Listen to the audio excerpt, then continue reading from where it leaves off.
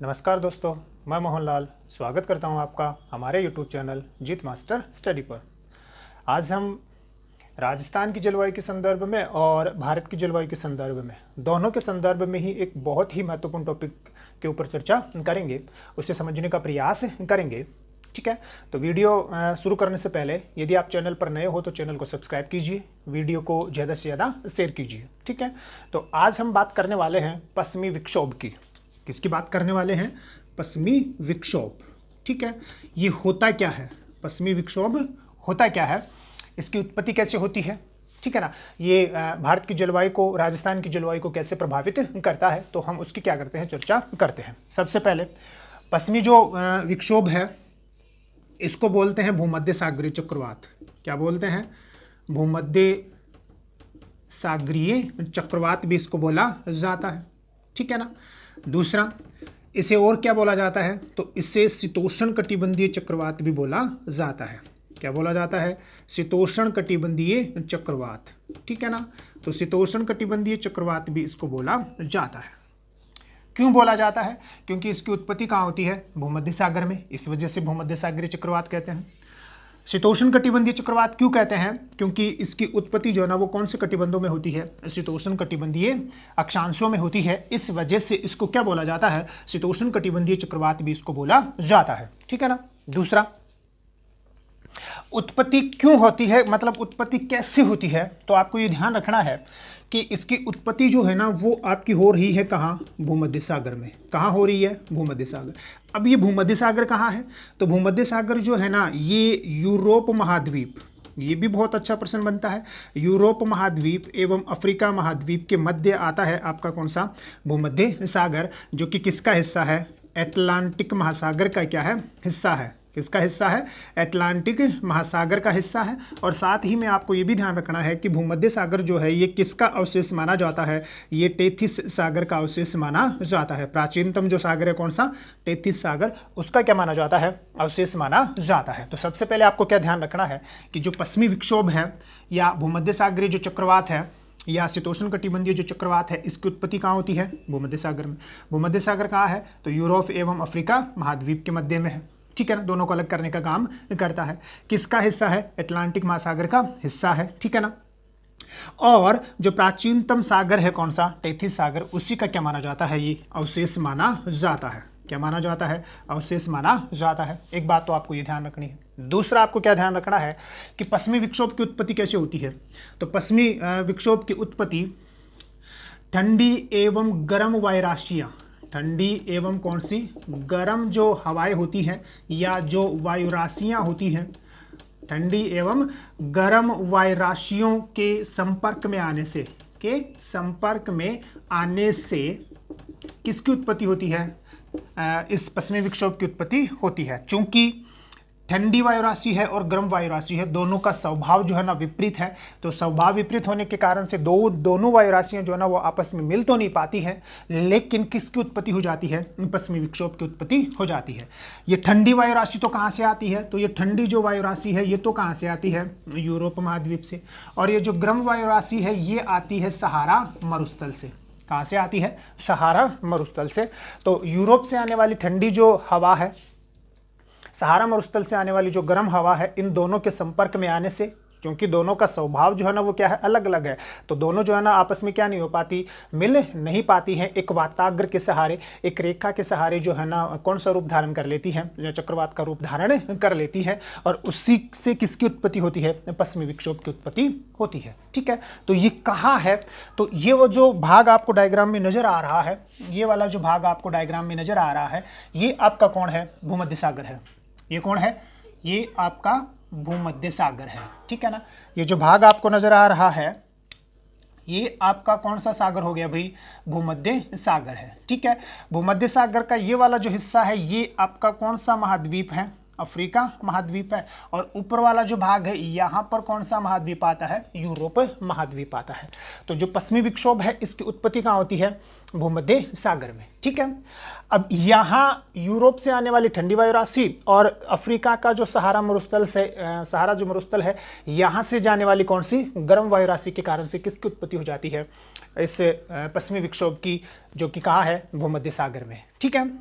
दूसरा, ये वाला जो भाग है ना, ये किस में आता है, ये शीतोष्ण कटिबंध में आता है, इस वजह से शीतोष्ण कटिबंधीय चक्रवात इसको बोल दिया जाता है। ठीक, ये तो इसकी उत्पत्ति की क्या हो गई, बात हो गई। अब यहां से उत्पन्न होने के बाद में, तो यहां से उत्पन्न होने के बाद में ये पश्चिमी विक्षोभ जो है, और ये या फिर हम बोले भूमध्य सागरीय जो चक्रवात है, ये पश्चिम से पूर्व की ओर गति करता है। कहाँ गति करता है, ध्यान से देखना, सभी शब्द जो है ना बहुत ही क्या है, महत्वपूर्ण है। तो यहां से उत्पन्न होने के बाद में, कहां से, भूमध्य सागर से उत्पन्न होने के बाद में ये कौन सी दिशा से, पश्चिम से पूर्व की ओर, पश्चिम से पूर्व की ओर क्या करता है, गति करता है। तो गति क्यों करता है, गति क्यों करता है, गति इसलिए करता है क्योंकि ये वाले जो भाग हैं ये शीतोष्ण कटिबंध में आते हैं। कौन सी कटिबंध में आ रहे हैं ये वाले भाग, ये वाले भाग आते हैं कौन से कटिबंध में, शीतोष्ण में, ठीक है ना। तो जो शीतोष्ण कटिबंध वाला जो भाग है, यहां पर चलती हैं कौन सी पवने, पछुआ पवने। कौन सी पवने चलती हैं, पछुआ पवने यहां चलती है कौन सी दिशा से, कौन सी दिशा की ओर, पश्चिम से पूर्व की ओर। ठीक है, तो बहुत ही महत्वपूर्ण प्रश्न ये आरएस में बन चुका है कि राजस्थान या भारत में जो शीतकाल है, उस शीतकाल में जो पश्चिमी विक्षोभ आता है, तो वो पश्चिमी विक्षोभ कौन सी पवनों के कारण से भारत में या राजस्थान में प्रवेश करता है, तो कौन सी पवनों के कारण से, पछुआ पवनों के कारण से, क्योंकि पछुआ पवने इस वाले भाग में, इस वाले भाग में पछुआ पवने कौन सी दिशा से कौन सी दिशा की ओर, पश्चिम से पूर्व की ओर क्या करती हैं, गति करती हैं। ठीक, पहली बात। दूसरी बात, भारत का ये वाला जो हिस्सा है ना, ये जो उत्तरी भारत है, ठीक है, हिमालय का जो दक्षिणी ढाल है, यहाँ तक का जो ये भारत है, ध्यान से देखना, यहाँ पर भी प्रश्न बन चुका है। तो ये जो भारत का ये वाला जो हिस्सा है, मतलब हिमालय के दक्षिणी ढाल तक का जो भारत है, यहाँ पर शीतकाल में, यहाँ पर शीतकाल में एक पवन चलती है, और उस पवन का क्या नाम है, उस पवन का नाम है पश्चिमी या उपोषण, पश्चिमी या उपोषण जेट स्ट्रीम। कौन सी पवन चलती है, पश्चिमी या उपोषण जेट स्ट्रीम, ठीक है ना, पश्चिमी या उपोषण जेट स्ट्रीम यहाँ क्या होती है, चलती है कहाँ तक, भारत के उत्तरी भाग में, हिमालय का, कहाँ तक, भारत के उत्तरी भाग में हिमालय का जो दक्षिणी ढलान है, यहाँ तक चलती है आपकी शीतकाल में कौन सी पवन, पश्चिमी उपोषण जेट स्ट्रीम चलती है। ठीक है, अब ये जो पश्चिमी उपोषण जेट स्ट्रीम है, होने को तो ये जो जेट स्ट्रीम होता है ये ऊपरी वायुमंडल का परिसंचरण होता है, हम इसका एक अलग से क्या करेंगे, वीडियो बनाएंगे। अभी के लिए आपको क्या ध्यान रखना है कि पश्चिमी उपोषण जो जेट स्ट्रीम है ये ऊपरी वायुमंडल का एक परिसंचरण है, और ये सूर्य की स्थिति के अनुसार इनकी जो स्थिति है, मतलब सूर्य की जो अवस्थिति है, सूर्य जिस प्रकार से गति करता है उसी प्रकार से इनकी स्थिति जो है ना वो क्या होती रहती है, बदलती रहती है। तो जैसे ही शीतकाल आता है भारत में या उत्तरी गोलार्ध में, जैसे ही शीतकाल आता है, ये जो पश्चिमी जेट स्ट्रीम है जो कि उत्तरी ध्रुव वाले भागों में चल रही होती है, ये दक्षिण की ओर क्या कर ली जाती है, खींच ली जाती है, और ये कहाँ तक चलती है, हिमालय के दक्षिणी ढलान तक चलती है। तो गति किधर से किधर होती है इसकी, तो इसकी भी पश्चिम से पूर्व की ओर क्या होती है, गति होती है। ठीक है, तो अब यहां से प्रश्न क्या बनता है, तो पहले ये प्रश्न बन चुका है कि भारत में या राजस्थान में आने वाला जो पश्चिमी विक्षोभ है, इस पश्चिमी विक्षोभ को राजस्थान तक लाने या भारत के उत्तरी पश्चिमी भाग तक लाने तक कौन सी पवनें जिम्मेदार हैं, तो जैसा कि हमने आपको पहले बताया पछुआ पवनें, और साथ ही में आपको ध्यान रखना है कौन सी, पश्चिमी जेट स्ट्रीम। कौन सी है, पश्चिमी जेट स्ट्रीम इस भूमध्य सागरीय चक्रवात को या पश्चिमी विक्षोभ को भारत के उत्तरी पश्चिमी भाग तक लाने में क्या है, महत्वपूर्ण भूमिका निभाता है। तो भारत में ये जो शीतकाल में ये जो पश्चिमी विक्षोभ से जो वर्षा होती है, और ये जो पश्चिमी विक्षोभ भारत में प्रवेश करता है, वो कौन सी पवनों के कारण से, पश्चिमी उपोषण जेट स्ट्रीम के कारण से, अथवा यहीं पर कौन सी पवनें चला करती हैं, पछुआ पवनें चला करती हैं, के कारण से क्या करता है, भारत में प्रवेश करता है। ठीक, ये आपको क्या करना है, ध्यान रखना है। प्रत्येक बात जो मैं यहाँ बता रहा हूँ वो एग्जाम में पूछी जा चुकी है या एग्जाम में पूछी जाने की संभावना है, तो ध्यान से वीडियो को देखते रहिए, सुनते रहिए, लाइक करते रहिए, ठीक है ना, ज़्यादा से ज़्यादा क्या कीजिए, शेयर कीजिए। तो यहाँ शीतकाल में भूमध्य सागर में क्या हुआ, इस पश्चिमी विक्षोभ की क्या हुई, उत्पत्ति हुई। तो यहां से उत्पन्न होने के बाद में जेट स्ट्रीम के प्रभाव में या पछुआ पवनों के प्रभाव में ये जो पश्चिमी विक्षोभ है ये क्या करता है, पश्चिम से पूर्व की ओर क्या करता है, गति करता है। किससे, पश्चिम से पूर्व की ओर क्या करता है, इस प्रकार से गति करता है। ठीक है, और पश्चिम से पूर्व की ओर ये गति करता हुआ किससे आकर टकराता है, पश्चिम से पूर्व की ओर इस प्रकार से ये गति करेगा, है ना। तो पश्चिम से पूर्व की ओर ये गति करता हुआ किससे आकर टकराता है, ये हिमालय से आकर टकराता है। किससे आकर टकराएगा, हिमालय से आकर टकराता है। ठीक है, और हिमालय से आकर टकराने के कारण से इसकी दो शाखाएं हो जाती हैं। एक जो शाखा है वो तो चली जाती है हिमालय के उत्तर में, किधर चली जाती है, हिमालय के उत्तर में, और एक जो शाखा है वो भारत के दक्षिणी पश्चिमी भाग मतलब हिमालय के दक्षिणी भाग से क्या करती है, प्रवेश करती है, इस प्रकार से। ठीक है ना, ध्यान रख लोगे। अब मार्ग में देखो जरा ध्यान से, भूमध्य सागर, ये सऊदी अरब, यहाँ ईरान है, इराक है, मतलब पहले सीरिया है, इराक है, ईरान है, ठीक है, फिर आपका अफगानिस्तान है, फिर कौन, पाकिस्तान है।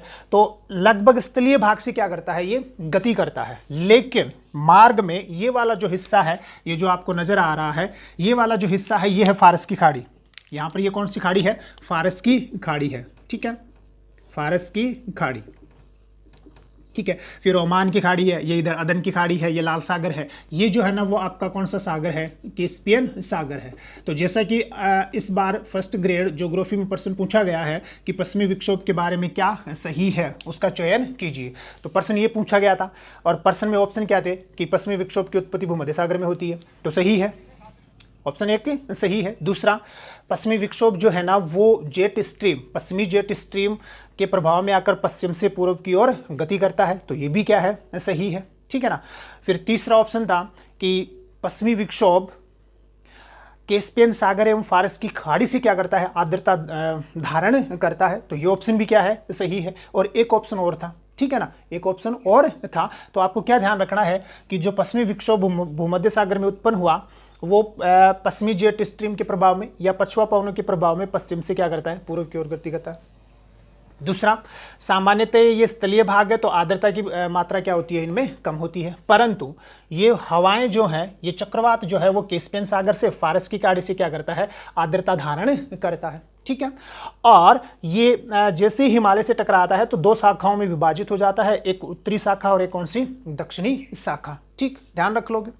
दूसरा आपको क्या ध्यान रखना है, ये भारत का जो उत्तरी पश्चिमी भाग है, ये भारत का कौन सा वाला भाग है, उत्तरी पश्चिमी जो भाग है, ठीक है ना, जिसमें कौन कौन से राज्य आते हैं, जिसमें आपका पंजाब है, ठीक है, जिसमें अपना कौन है, राजस्थान है, जिसमें आपका कौन है, दिल्ली है, जिसमें आपका कौन है, हरियाणा है, और पश्चिमी उत्तर प्रदेश है। कौन सा है, पश्चिमी उत्तर प्रदेश है।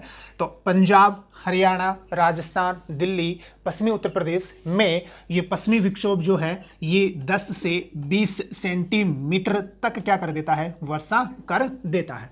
मतलब भारत के उत्तरी पश्चिमी भाग में किससे वर्षा होती है, भूमध्य सागर से उत्पन्न होने वाले पश्चिमी विक्षोभ के कारण से क्या होती है, वर्षा होती है। तो यहाँ पर भी क्या बनता है, प्रश्न बनता है।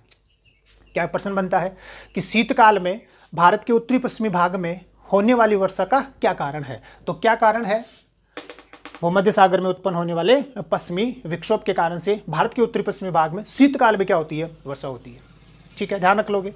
यहाँ ये जरूर ध्यान रख लेना कि शीतकाल में ही भारत के दक्षिणी हिस्से पर भी क्या होती है, वर्षा होती है, जिसको हम बोलते हैं कौन सा तट, कोरोमंडल तट। कौन सा तट बोलते हैं, कोरोमंडल तट पर किसमें वर्षा होती है, शीतकाल में वर्षा होती है। परंतु तमिलनाडु के कोरोमंडल तट पर शीतकाल में होने वाली वर्षा का कारण कौन नहीं है, पश्चिमी विक्षोभ नहीं है। ध्यान रख लेना, गांठ बांध लेना कि पश्चिमी विक्षोभ से शीतकाल में भारत के केवल कौन से भाग में वर्षा होती है, उत्तरी पश्चिमी भाग में ही वर्षा होती है। और राज्यों के नाम मैं आपको बता चुका कि राजस्थान है, पंजाब है, हरियाणा है, दिल्ली है और पश्चिमी उत्तर प्रदेश है। यहीं पर क्या होती है, वर्षा होती है। भारत के दक्षिणी हिस्से मतलब कोरोमंडल तट पर शीतकाल में होने वाली वर्षा का कारण कौन नहीं है, पश्चिमी विक्षोभ नहीं है। इसका कारण कौन सा है, उत्तरी पूर्वी मानसून है। कौन है, उत्तरी पूर्वी मानसून है। ठीक है, ध्यान रख लोगे। प्रश्न बहुत ही अच्छा यहाँ से बनता है। रीट में जो है ना अब तक जितनी भी रीट हुई है तो कम से कम 3 प्रश्न जो है ना वो किसके बारे में पूछे जा चुके हैं, पश्चिमी विक्षोभ के बारे में पूछे जा चुके हैं। ठीक है, ध्यान रख लोगे। दूसरी बात, तो यहाँ शीतकाल में ये जो वर्षा हो रही है, इस वर्षा को क्या कहा जाता है, इस वर्षा को क्या कहा जाता है जो कि शीतकाल में हो रही है, तो इस वर्षा को मावट कहा जाता है। क्या कहा जाता है, मावट कहा जाता है या महावट कहा जाता है। दूसरा, ये जो शीतकाल की जो वर्षा होती है ये कौन सी फसलों के लिए लाभदायक होती है, रबी की फसलों के लिए क्या है, लाभदायक होती है। इस वजह से इसको क्या कहा जाता है, इस वर्षा को गोल्डन ड्रॉप भी कहा जाता है। क्या कहा जाता है, गोल्डन ड्रॉप भी कहा जाता है। सुनहरी बूंदे, कौन सी, सुनहरी बूंदे भी इनको कहा जाता है। ये भी आपको क्या करना है, ध्यान रखना। अब जरा फिर से देखो यहाँ क्या प्रश्न बनता है कि मावट क्या होती है। ठीक है ना, सीधा सा प्रश्न बनता है कि मावट क्या है। तो मावट क्या है, पश्चिमी विक्षोभ से शीतकाल में होने वाली वर्षा को क्या कहते हैं, मावट कहते हैं। कब होती है, शीतकाल में होती है। मावट क्या होती है, समझ में आ गया। कब होती है, तो शीतकाल में होती है। कौन, मावट किससे होती है, तो भूमध्य सागर में उत्पन्न होने वाले पश्चिमी विक्षोभ से होती है। ठीक है, ध्यान रख लोगे ना। तो इसी प्रकार के क्या बनते हैं, इसके संदर्भ में प्रश्न बनते हैं।